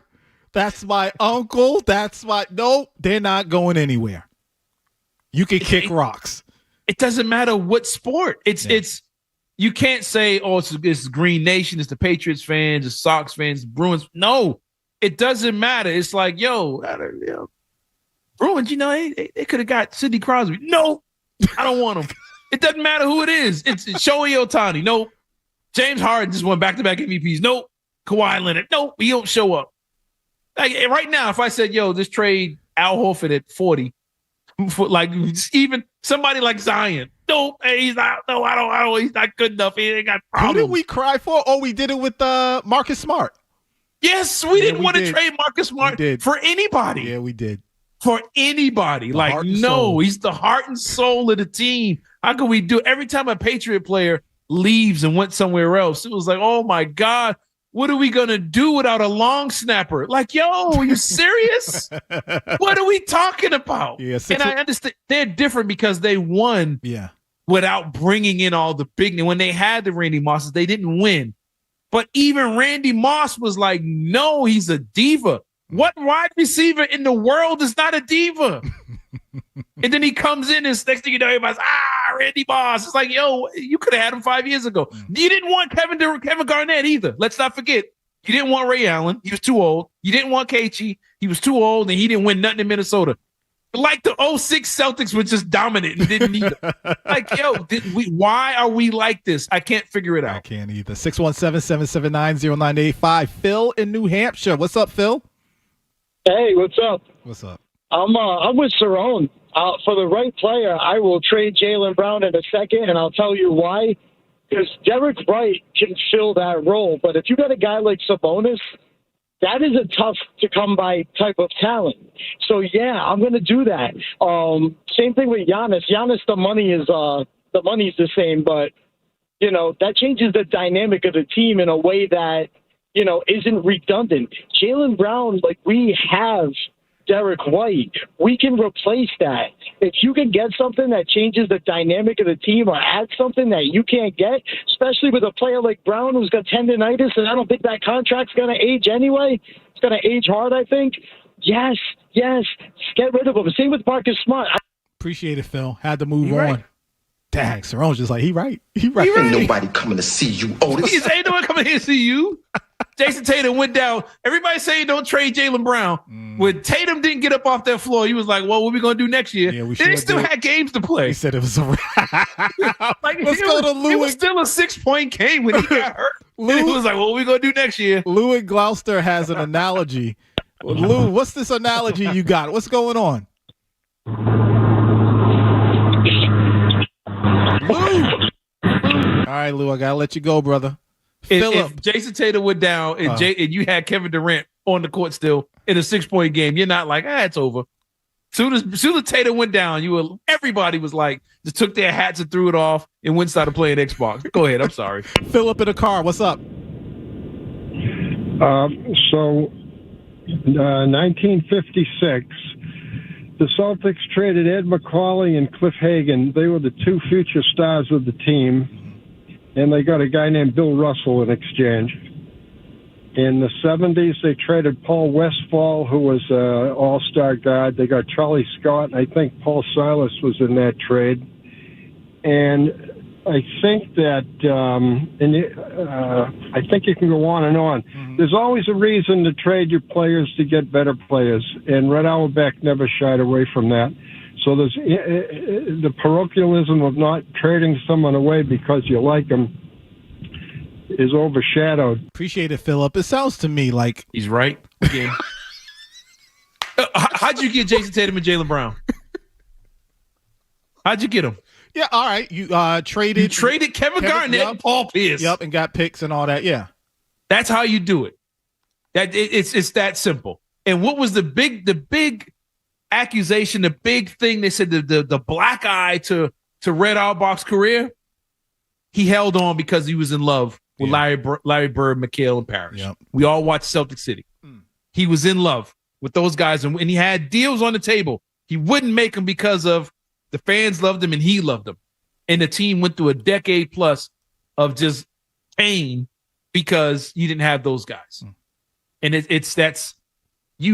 knew Jaylen Brown was going to be moved. We knew it when he signed the contract. We just know when. And if you have to move that, and I'm not saying they have to, if you have to move them, I'd rather you get a Giannis in return if it's available, a Kevin Durant, a Sabonis in Sacramento, then you come out with Jordan Poole and draft picks. That's the other alternative to this, people. That's you either going to get a superstar that you don't want here for some reason, or you're going to end up with some random throw-ins from that you mentioned from San Antonio Spurs that you're talking about, and a number 2 pick, and you better hope that number 2 pick turns into something. And if you're getting them, it better be Ace Bailey and not that Dylan Harper kid. Listen, we got to take a quick break. But before we do, Lou called back. He has an NBA analogy. Lou, what's that analogy, please? Yeah, I'm here. Can you guys hear me? Yep, we can hear you. You got to tell us what the analogy is real quick. All right, the analogy is like in football, you have the yak yards after a catch. But in basketball, it should be for Jaylen Brown, it should be BOS, ball off of sneakers, because he bangs the ball off of his sneakers the most. All right, appreciate you, Lou. Do I give a longevity? Have a blessed day, Lou. We got to take a quick break. More Leroy Irvin and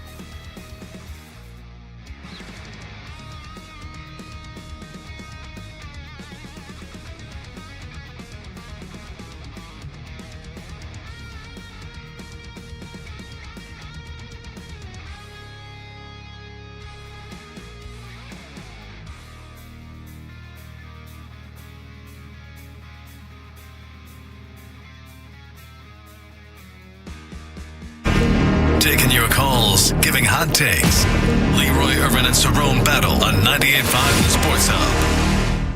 Brad, congratulations. 6 months ago, I bet nobody thought they'd see you heading to the Stanley Cup Final wearing this sweater. But here we are. What does it mean to you to get the opportunity to compete for a Stanley Cup at this stage in your career? Yeah, it's special. You've been around for a while, and you realize how few opportunities you have to be part of something like this. Just enjoying every moment. Very grateful for the opportunity. And yeah, you're right. I definitely didn't expect to be here in this jersey, but I'm very happy I am.